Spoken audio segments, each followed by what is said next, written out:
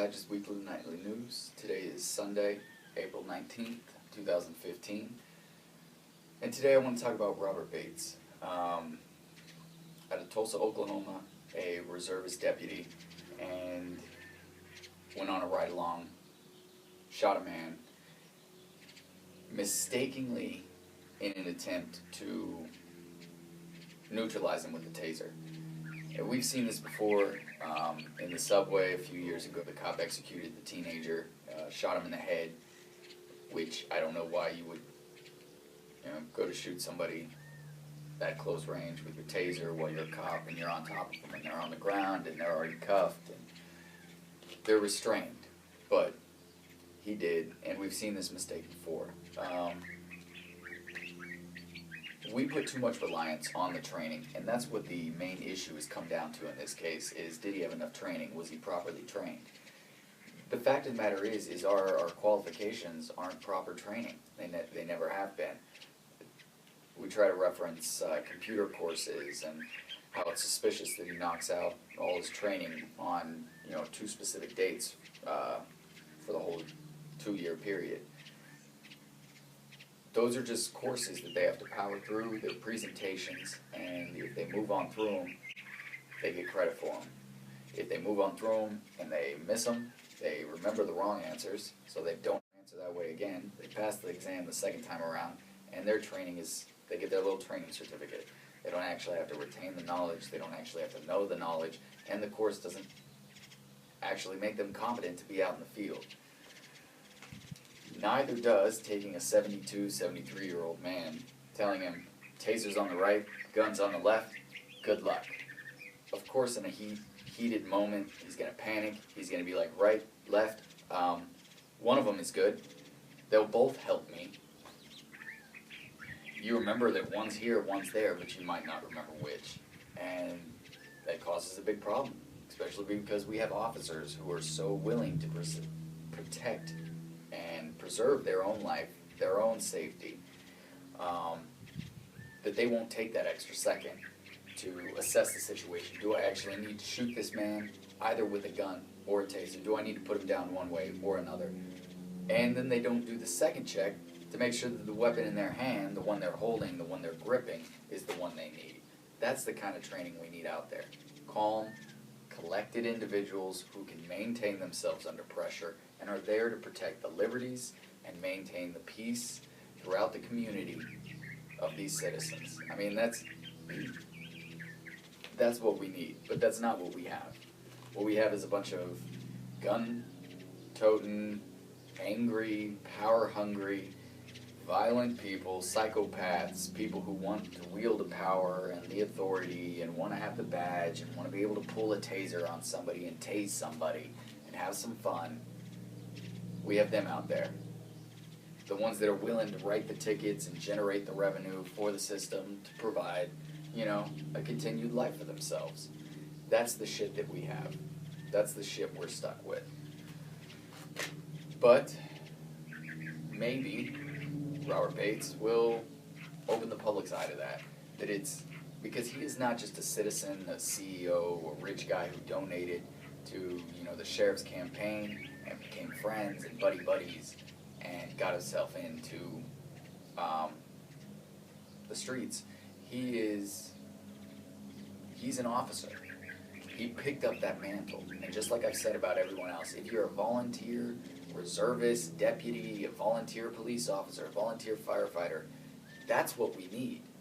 But do realize you pick that up as a member of the community. You're doing it for the community. You volunteer firefight to put out fires so your neighbor's house doesn't burn down because your community needs you. You volunteer as a police officer to protect the community because your community needs you, not to police the community, to protect it. You're a peace officer. You're not there to enforce laws. That's bullshit. That's revenue generation. That's not what this world is about. But in this life, they've taken it to that stage. They've put it where it's them, and they get to do whatever they want. They wield the power. They have the little badge. They got the authority. Realize, if you're stepping up as an officer, you're putting yourself aside, always.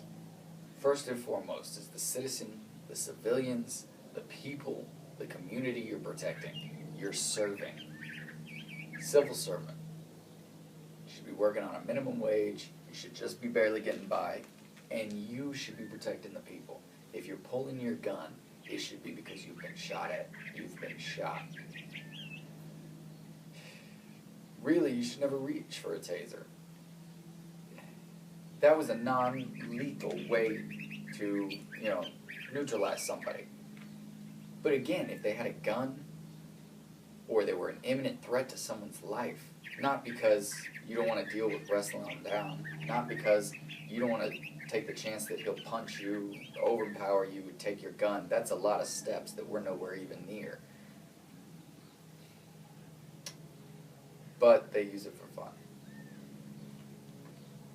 For Robert Bates, whether or not he can have the training paperwork that says he checked off all his qualifications, it doesn't matter.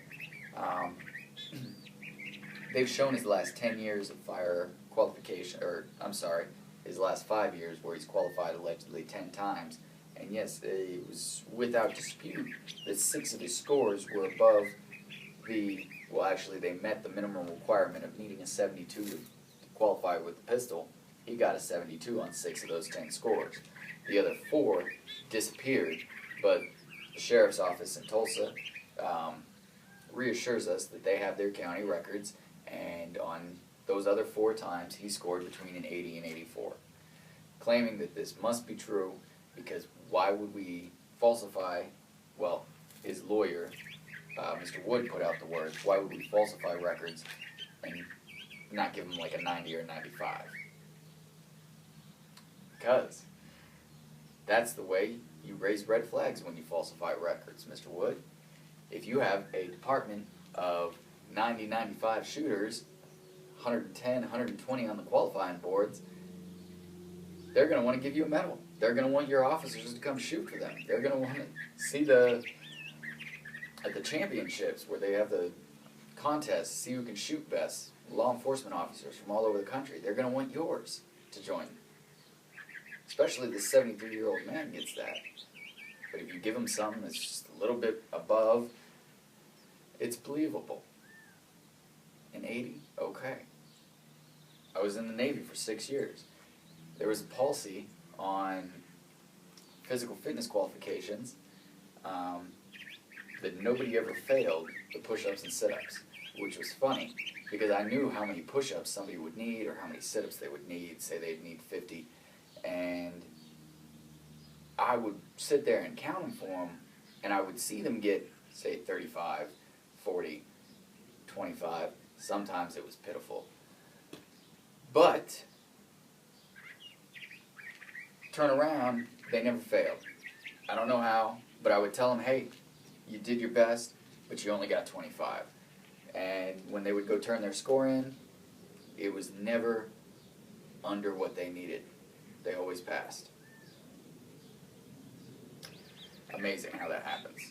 And it wasn't like they got the minimum. They would get like an extra 2 than they needed. But it wasn't the same number. It wasn't 25. If you're catching what I'm saying, I would tell them what they actually got. They would adjust it to what they needed to make. And yes, we didn't max everybody out for the same reason. You can't have a squadron full of a bunch of out-of-shape Navy people who did each 110 push-ups. That makes no fucking sense. They're going to want to see that. But whether or not he has the qualifications, it's unimportant. The point is, the qualifications aren't giving people the right training. They're not training them in pressure, they're not training them where to go, and they're not training them under which circumstances they can go reach for those weapons.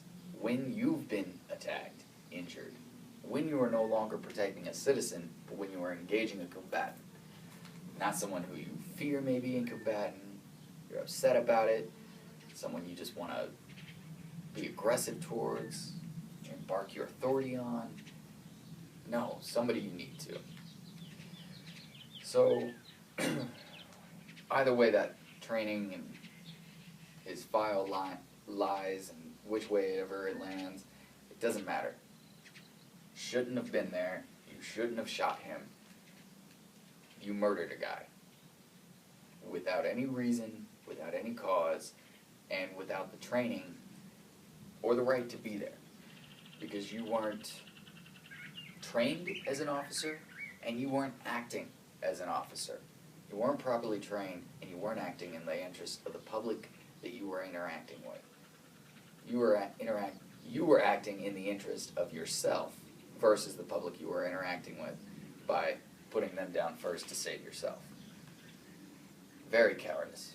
Very cowardice. And that's all I have. Stop the Badges, weekly nightly news. Spread the word. Have a great day.